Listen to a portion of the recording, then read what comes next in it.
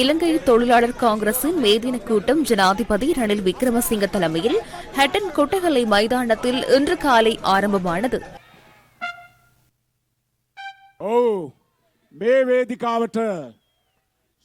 தொழில் அமைச்சர் மனுஷ நாணயக்கார, மாலைதீவுகளின் முன்னாள் ஜனாதிபதி முகமது நஷீத், இலங்கை தொழிலாளர் காங்கிரசின் தலைவர் செந்தில் தொண்டமான், கட்சியின் பொதுச் செயலாளர் அமைச்சர் ஜீவன் தொண்டமான், பாராளுமன்ற உறுப்பினர் மருதப்பாண்டி ராமேஸ்வரன் உள்ளிட்ட கட்சியின் முக்கியஸ்தர்கள் பலரும் இதில் கலந்து கொண்டிருந்தனர்.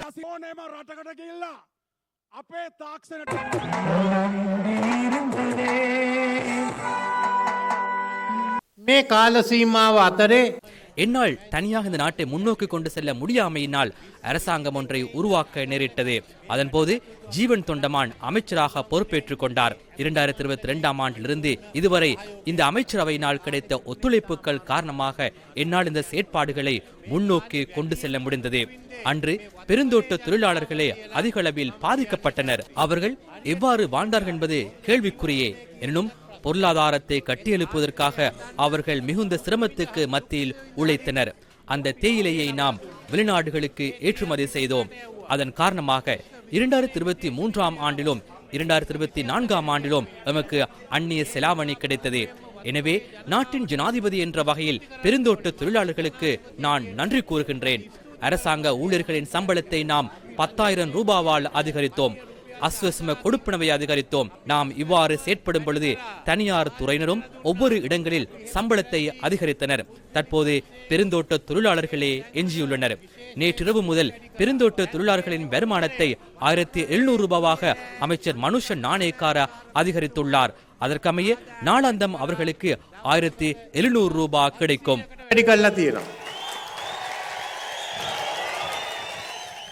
பெருந்தோட்ட அபிவிருத்திக்காக முன்னெடுக்கப்படவுள்ள மேலும் பல திட்டங்கள் தொடர்பிலும் ஜனாதிபதி இங்கு உறுதி வழங்கினார்.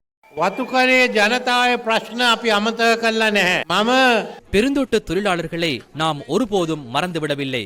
குறிப்பாக பெருந்தோட்டங்களில் காணப்படும் தொடர் குடியிருப்புகளுக்கு பதிலாக நாம் சட்டபூர்வமாக அவற்றை கிராமங்களாக அறிமுகப்படுத்த வேண்டும் என பிரதமர் தினேஷ் குணவர்தனவுக்கு நான் கூறியுள்ளேன். எனவே அவர்களுக்கு கிராமங்களுக்கான வசதிகள் கிடைக்கும். அமைச்சர் ஜீவன் தொண்டமானுடன் கலந்துரையாடி நாம் அந்த திட்டத்தை முன்னெடுக்க உள்ளோம். அடுத்த 10 அல்லது 15 வருடங்களில் இவை கிராமங்களாக மாற்றமடைய வேண்டும். மற்றைய விடயமே பெருந்தோட்டங்களில் நிலவும் கேள்வி பிரச்சினை, விஞ்ஞானம் உள்ளிட்ட பாடங்களுக்கு ஆசிரியர் பற்றாக்குறை நிலவுகின்றமை இங்குள்ள முக்கிய பிரச்சனையாகும். அமைச்சர் சுசில் பிரேமஜயந்த அந்த பிரச்சனை நிவர்த்தி செய்வதற்கு நடவடிக்கை எடுப்பார் என்பதனையும் நான் இங்கு கூறுகின்றேன். தொழில் கல்வியை மேம்படுத்தவும் நடவடிக்கை எடுப்போம். எனவே அரசாங்கம் என்ற வகையில் நீங்கள் செய்த அனைத்து சேவைகளையும் நான் நினைவில் கொண்டுள்ளேன். எனது ஆட்சியின் கீழ் பெருந்தோட்ட தொழிலாளர்களின் உரிமைகள் மேம்படுத்தப்படும் என நான் இங்கு கூறுகின்றேன்.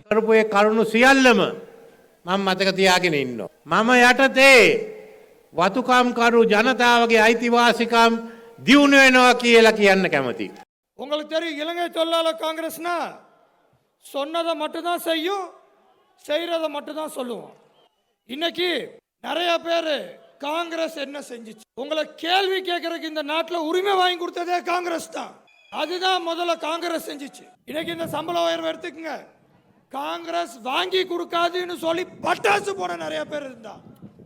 ஆனா காங்கிரஸ் இன்னைக்கு கடுமையான இது சாதாரண இது கிடையாது. காங்கிரஸ் சம்பளம் வாங்குறதுக்கு பல முயற்சிகள் எடுக்கும் போது பல தொழிற்சங்கங்கள் பல சமூக அமைப்புகள் உதவி செஞ்சாங்க. இந்த நேரத்தில் அவங்களுக்கும் இலங்கை தொழிலாளர் காங்கிரஸ் சார்பாக எங்களோட நன்றியை தெரிவிச்சுக்கிறோம். இலங்கை தொழிலாளர் காங்கிரஸ் அடுத்த சம்பள பிரச்சனை இந்த இலங்கை தொழிலாளர் காங்கிரஸ் தான் பேசும். அடுத்த சம்பளம் பிரச்சனை இலங்கை தொழிலாளர் காங்கிரஸ் பேசும். அதுக்கு அடுத்ததும் இலங்கை தொழிலாளர் காங்கிரஸ் தான் பேசும். என்னைக்கும் இலங்கை தொழிலாளர் காங்கிரஸ் மட்டும் தான் பேசும். மற்றவெல்லாம் பேப்பர்லையும் டிவிலையும் ரேடியோவில் மட்டும் தான் பேசுவோம். 200 வருடம் மலைய மக்களோட ஸ்டாம்ப் முத்திரையை டெல்லியில் இலங்கை தொழிலாளர் காங்கிரஸ் முன்னிலையில் வெளியிட்டு இலங்கை தொழிலாளர் காங்கிரஸை மலைய மக்களை கௌரவிச்ச பாரத பிரதமர் நரேந்திர மோடி அவர்களுக்கும் தமிழக பாஜக தலைவர் அண்ணாமலை அவருக்கும் இந்த இடத்துல என்னோட நன்றியை தெரிவித்து, அது மட்டும் இல்லாமல் தமிழக முதலமைச்சர் மு.க. ஸ்டாலின் அவர்களுக்கும் இந்த இடத்துல நான் நன்றி சொல்ல கடமைப்பட்டிருக்கேன்.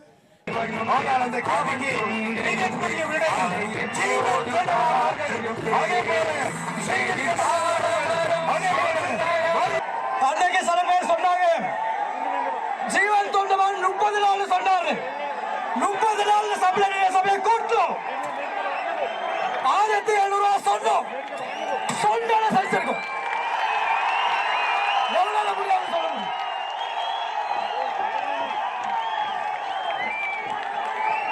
4 வருஷமா பல்வேறு அவமானங்களை சந்திச்சிருக்கோம். பல்வேறு பிரச்சனைகளை சந்திச்சிருக்கோம். ரோட்ல போகும்போது பயந்தவெல்லாம் கை நீட்டி பேசலாம். இன்னைக்கு நான் பார்க்கக்கூடிய திருவிழா இலங்கை தொழிலாளர் காங்கிரஸ் யாரும் தெரியட்டும். ஏன்னா இன்னைக்கு எல்லாருக்குமே ஒரு பயம் வரட்டும். 2 விஷயம் தான் சொல்றேன். ஒண்ணு, சொன்ன மாதிரி 1700 சொன்னதை எடுத்தோம். 2வது, நம்ம வந்து ஒரு நிலம் உரிமையற்ற சமூகமா இருக்கும். நம்மளுக்கு காணி உரிமை இந்த மாசம் இறுதியில கட்டாயம் கிடைக்கும். அது எல்லாரும் மனசுல வச்சுக்கோங்க. சௌமிய பூமி என்கிற திட்டம் மே 29 அவரோட ஆர்வம் கொண்டு வர தலைவர் கிடைக்கும். இறுதியாக 4 வருஷம் ஏன் அடையாளம் என்னன்னு நான் தேடிட்டு இருந்தேன். நான் அரசியல் எப்படி செய்யணும்? ஆர்வக தொண்டமான் மாதிரி செய்யணுமா? சௌமியமூர்த்தி தொண்டமான் மாதிரி செய்யணுமா? செந்தில் தொண்டமானவர்கள் மாதிரி செய்யணுமா? கட்சியில் இருக்க ஏரிய தலைவத்துவத்தில் அரசியல் பழகி இருக்கு. ஆனா எனக்கு இன்னைக்கு இந்த கூட்டத்தை பார்த்தோட ஒரு வெறி வந்திருக்கு. ஒரே ஒரு விஷயம் எனக்கு தெரிஞ்சிருக்கு. என்னோட பேர் ஆறுமுக ஜீவன் தொண்டமான். கட்டாயம் மக்களுக்கு ஒரு விருப்பம் பொறுக்கும். அது எங்களால் தான் பொறுக்கும். இதேவேளை இலங்கை தொழிலாளர் காங்கிரசின் மே தின கூட்டத்தில் பங்கேற்பதற்காக இலங்கை தொழிலாளர் காங்கிரசின் தலைவரும் கிழக்கு மாகாண ஆளுநருமான செந்தில் தொண்டமான் தலைமையில் பண்டாரவளையிலிருந்து மோட்டார் சைக்கிள் பேரணி ஒன்றும் முன்னெடுக்கப்பட்டது.